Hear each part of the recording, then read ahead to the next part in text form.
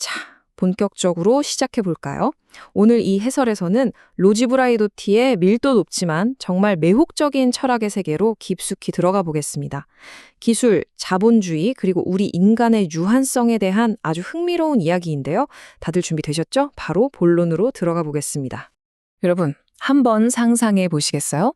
첨단 기술과 자본주의가 우리가 일상에서 사는 방식뿐만 아니라 결국 우리가 죽는 방식까지 철저하게 관리하게 된다면 대체 세상은 어떻게 될까요?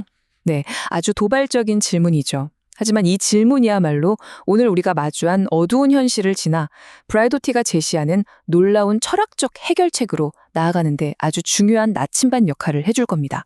오늘 우리가 함께 짚어볼 여정은 이렇습니다. 첫 번째로 기계와 비인간에 대해 알아보고 생명 정치에서 죽음 정치로의 전환, 포스트 휴먼 시대의 전쟁을 순서대로 살펴볼 겁니다. 그 다음으로는 조회라는 우주적 생명력, 지각 불가능하게 되기, 그리고 마지막으로 새로운 포스트 휴먼 윤리학까지 쭉 이어가 보겠습니다. 그럼 첫 번째 주제, 기계와 비인간, 기술적 타자의 진화부터 살펴보도록 하죠. 이것이 아주 기가 막히게 보여주는 부분인데요.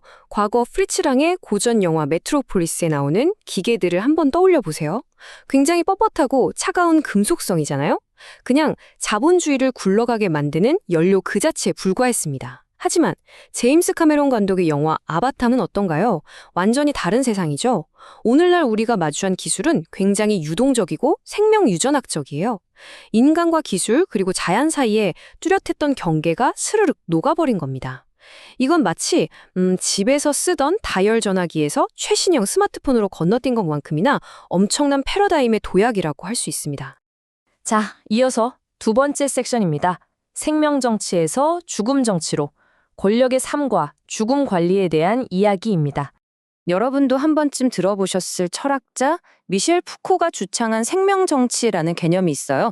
간단히 말해서 거대한 정치 권력이 우리 사람들의 생물학적인 삶을 그냥 다스리는 정도를 넘어 아주 철저하게 최적화하고 유전적으로 통제하려고 한다는 겁니다. 그러니까 오늘날의 첨단 자본주의 사회는 우리의 몸을 단순히 피와 살로 이루어진 생명체가 아니라 끊임없이 최적화해야 할 일종의 데이터이자 유전적 자본으로 취급하고 있다는 얘기죠. 그런데 아시다시피 동전에는 항상 양면이 있잖아요. 학자 아실 은벤베는 이 생명 정치의 훨씬 더 어둡고 무서운 이면, 즉 죽음 정치를 날카롭게 꼬집습니다. 권력이 이제는 누가 살아야 하고 누가 죽어야 하는지를 자기들 마음대로 결정한다는 거예요. 사실 삶을 그렇게까지 효율적으로 쥐어짜고 관리하려는 시스템은 필연적으로 대규모의 죽음이나 멸종을 방치하고 관리하는 방향으로 흘러갈 수밖에 없거든요. 결과적으로 특정 인구 집단은 언제든지 쓰고 버릴 수 있는 말 그대로 처분 가능한 존재로 전락해버리는 정말 섬뜩한 현실인 겁니다. 이걸 숫자로 보면 훨씬 더 와닿으실 텐데요. 폴 라비노가 제시한 압도적인 통계가 하나 있습니다. 냉전 시대 동안 전 세계 과학 연구비의 무려 75%가 군사적인 목적에 쏟아 부어졌다고 해요. 75%라니 정말 어마어마하지 않나요? 이 엄청난 수치는 현대 과학이 죽음의 산업, 이른바 타나토스 산업에 얼마나 깊숙이 발을 담그고 돈을 대왔는지 아주 적나라하게 보여주는 대목입니다. 이 불편한 진실을 안고 세 번째 섹션, 포스트 휴먼 시대의 전쟁, 글로벌 죽음의 경제로 넘어가 보겠습니다. 오늘날의 전쟁은 디스토피아 SF 소설이 그대로 현실이 된 것 같은 끔찍한 모습을 띠고 있습니다. 현대의 드론 전쟁을 생각해보면 이 괴리감이 아주 극명한데요. 한쪽에서는 조종사가 수천 킬로미터 떨어진 쾌적한 방에 앉아 스크린을 보며 알고리즘으로 드론을 조종합니다. 손에 피 한 방울 묻히지 않는 무결점의 원격 테크놀로지죠. 하지만 그 스크린 너머 실제 지상에서는 어떤가요? 사람들의 물리적인 신체가 갈갈이 찢기고 무참히 파괴되는 적나라한 참상이 벌어집니다. 감정이 완전히 쏙 빠진 깔끔한 기술과 그 지상에서 벌어지는 끔찍한 물리적 파괴가 완전하게 분리되어 버린 겁니다. 진짜 소름 돋게 불안한 현실 아닙니까? 그럼 대체 이런 글로벌 죽음 정치 경제 속에서 희생되는 사람들은 누구일까요? 철학자 조르주 아간벤이 말한 벌거벗은 생명, 즉 법의 보호 없이 언제든 희생되어도 좋은 호모 사케르가 된 사람들입니다. 갈 곳 없이 떠도는 난민들, 지독한 착취에 갇혀버린 소년병들, 무자비한 기간시설 폭격에 속수무책으로 휩쓸린 민간인들, 그리고 심지어 인도주의라는 그럴듯한 명목 아래 그저 전쟁의 부수적인 피해로 치부되어 버리는 수많은 생명들이죠. 우리 모두는 브라이도티가 던지는 이 묵직한 사회적 비판을 똑똑히 직시해야만 합니다. 네, 지금까지 조금 무겁고 어두운 현실을 살펴봤는데요. 분위기를 싹 바꿔서 브라이도티가 제시하는 해결책으로 가보죠. 네 번째 섹션, 조애, 우주적 생명력과 패러다임의 전환입니다. 여기서 우리는 조애라는 개념을 확실하게 이해하고 넘어가야 합니다. 혹시 지금까지 생명을 우리 잘난 인간들만의 특별한 소유물이라고 생각하셨나요? 만약 그러셨다면 이제는 그 낡은 인간 중심주의에서 벗어나야 할 때입니다.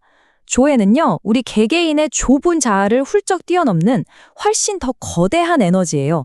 인간은 물론이고 동물, 식물, 나아가 이 행성 전체가 다 함께 공유하고 있는 끝없고 가차없으며 끊임없이 무언가를 만들어내는 우주적 생명력 그 자체를 의미합니다. 여기서 정말 흥미로운 점은요. 브라이더티가 생명은 인간만의 배터덕 특권이 절대 아니다라고 아주 강력하게 선언한다는 겁니다. 특히나 요즘같이 기후변화로 지구 전체가 위태로운 시대에 이 조애라는 개념은 우리 인간들에게 아주 따끔한 충고를 던집니다. 너희들 이제 그 세계의 중심 자리에서 내려와 하고 말이죠. 우리는 자연을 통제하는 지배자가 아니라 그저 이 어마어마한 우주적 에너지의 아주 작은 일부일 뿐이라는 뼈 때리는 그러면서도 무척이나 겸손한 통찰을 안겨줍니다. 자, 이제 5번째 섹션입니다. 지각 불가능하게 되기, 우리의 유한성에 대한 재고입니다. 지각 불가능하게 되기. 이름만 딱 들으면 뭔가 엄청난 학술 용어 같아서 거리감이 좀 느껴지실 텐데요. 사실 스피노자의 영향을 받은 이 개념은 그 속을 들여다보면 뜻밖에도 아주 아름다운 의미를 품고 있습니다. 쉽게 말해서 나라고 굳게 믿고 있는 이 좁고 답답한 자아의 경계를 스르르 허물어버리고 앞서 말씀드린 그 거대한 우주의 생명 흐름인 조애와 하나로 섞이는 과정을 뜻해요. 이런 시각에서 바라보면 우리가 그토록 무서워하는 죽음은 모든 게 완전히 끝나버리는 비극적 단절이 아닙니다. 오히려 생명의 더 넓고 끝없이 이어지는 우주적 에너지 풀로 말 그대로 자연스럽게 다시 합류하는 과정이 되는 거죠. 그래서 결국 여기서 가장 결정적인 핵심은 바로 이겁니다. 우리가 도대체 왜 그렇게 죽음을 끔찍하게 두려워하는 걸까요? 그건 결국 내가 없으면 세상도 없어라며 나라는 자아에 지나치게 집착하는 나르시시즘 때문이라는 겁니다. 이 끈질긴 에고를 딱 내려놓는 순간 완전히 새로운 평화가 찾아옵니다. 우리는 비로소 죽음이 그냥 캄캄한 소멸이 아니라 생명의 그 영원한 연속성 속으로 기꺼이 되돌아가는 것임을 깨닫게 되거든요. 억지로 붙잡으려 바둥거리지 않고 삶의 끝자락에서 그 거대한 생명의 물결 속으로 조용하고 편안하게 스며드는 법을 배우게 되는 겁니다. 드디어 오늘 여정의 마지막이네요. 6번째 섹션, 새로운 포스트 휴먼 윤리학, 살만한 세상 만들기입니다. 자, 이렇게 거대한 우주적 철학을 매일의 일상적인 윤리로 끌어내리는 방법, 바로 브레이더티의 긍정의 윤리학입니다. 아주 명확한 3단계를 제시하는데요. 첫째, 우리 인간뿐만 아니라 지구상의 모든 종이 결국 다 같이 연약하고 상처받기 쉬운 존재라는 걸, 그 공유된 취약성을 먼저 인정하는 겁니다. 둘째, 우리가 겪는 절망이나 분노 같은 부정적인 감정들을 긍정적이고 창조적인 에너지로 과감하게 바꿔내는 거예요. 그리고 셋째, 어떻게든 이 조의 힘을 활기차게 지속시켜서 미래 세대에 전달하는 겁니다. 앞서 우리가 봤던 그 무시무시한 죽음 정치의 세계에 대항할 수 있는 가장 적극적이고 능동적인 저항 방식인 거죠. 결국 이 모든 철학적 여정은 가만히 앉아 있으라는 게 아니라 행동을 촉구하는 아주 강력한 희망의 메시지입니다.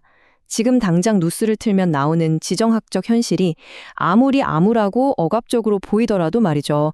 우리가 지속 가능성을 끝까지 추구한다는 건 미래 세대에게 기필코 살만한 세상을 물려주겠다는 우리의 흔들림 없는 긍정이자 믿음인 것입니다.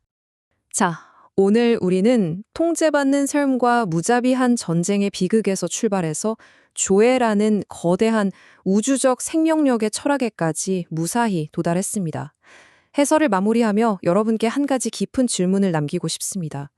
만약 여러분 자신이 저 거대한 조애라는 우주적 흐름의 작지만 소중한 일부라는 걸 깨달으셨다면요.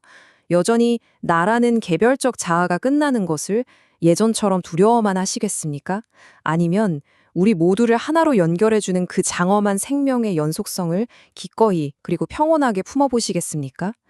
이 해설이 여러분 스스로의 삶과 죽음 그리고 그 유한성을 전혀 새로운 시각으로 바라보게 하는 특별한 계기가 되었기를 바랍니다. 함께 해주셔서 감사합니다.